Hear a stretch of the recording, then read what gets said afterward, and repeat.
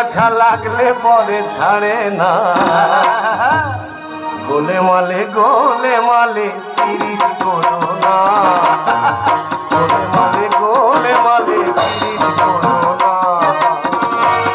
ওরে পিরিতি কাঠালের আঠা ভোলাম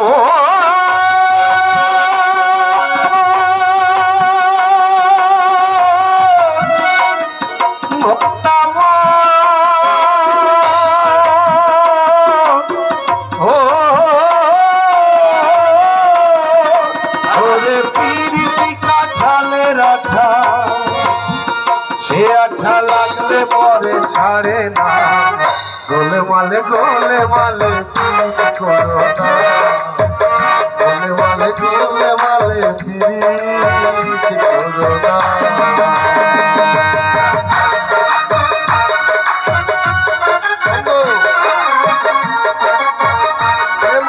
কি অবস্থা হয় জানিস?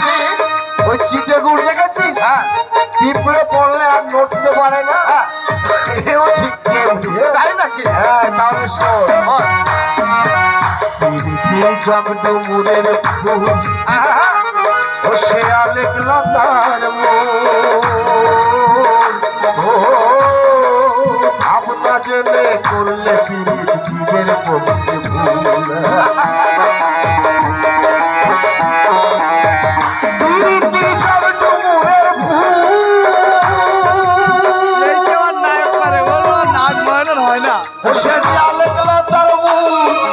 ভাবনা জেনে করলে পীড়িত জীবের পক্ষে ভুল।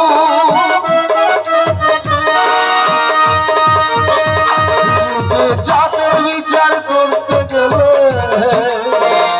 যেমন চিটে গুড়ে পিঁপড়ে পড়লে নড়তে চড়তে পারে না, গোলে মালে পীড়িত করো না, গোলে মালে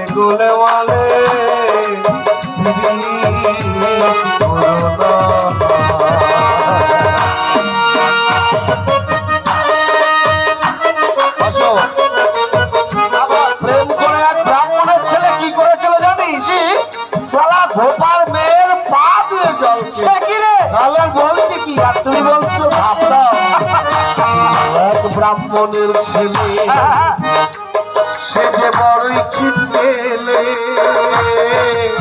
ও পিরিত করে ভোপার মেয়ের পা ধুয়ে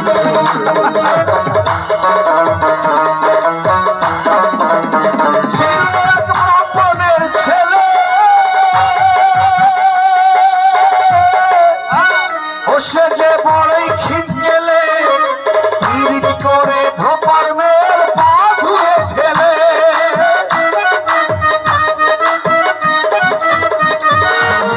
জাতের বিচার করতে গেলে ও বন্ধু, জাতের বিচার করতে গেলে মিলবে না যাদের কণা, গোলে পিরিত করো না, গোলে মালে পিরিত করো না, গোলে মালে পিরিত করো না, গোলে মালে ভোলাম।